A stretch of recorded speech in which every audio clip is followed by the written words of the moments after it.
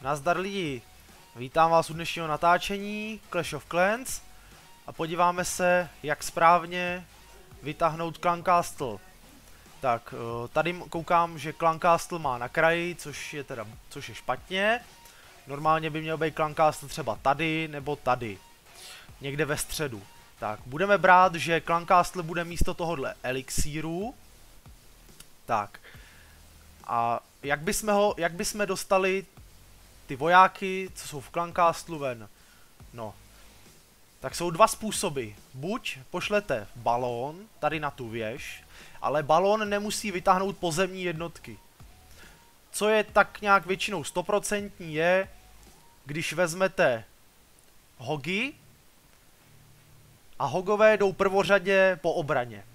Takhle je hodíte a vidíte, že šli na ty archery. Takže kdybyste měli Clan Castle tady, tak by je okamžitě vytáhli. Jelikož je tady, tak si ukážeme, jak ho vytáhnout, když je Clan Castle na kraji. Hodíme archera, vidíme, že tam nic není, tak to nemusíme dál řešit a můžeme začít útočit. Takhle si sem hodíme dva elektrické draky, ještě si teda, mezi tím si tady zničíme nějaký ty air defensky. Tak hodíme sem zbytek draků. Tak pošleme balónky tady. Tak dáme tam rage. Samozřejmě jsem tady měl připravený potion, který, když vám vyběhne Clan Castle, použijete ho a ono to vlastně snižuje damage, který do vás dají a zabíje to.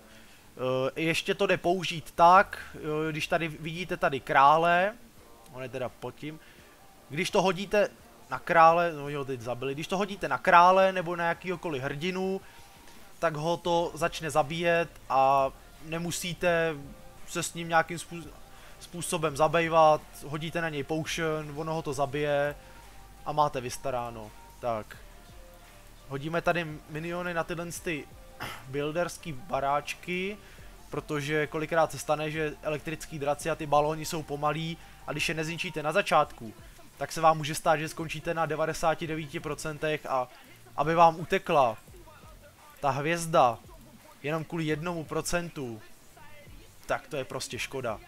Tak, vidíte, že jsme to zničili. Tak, máme 3 krásné hvězdičky.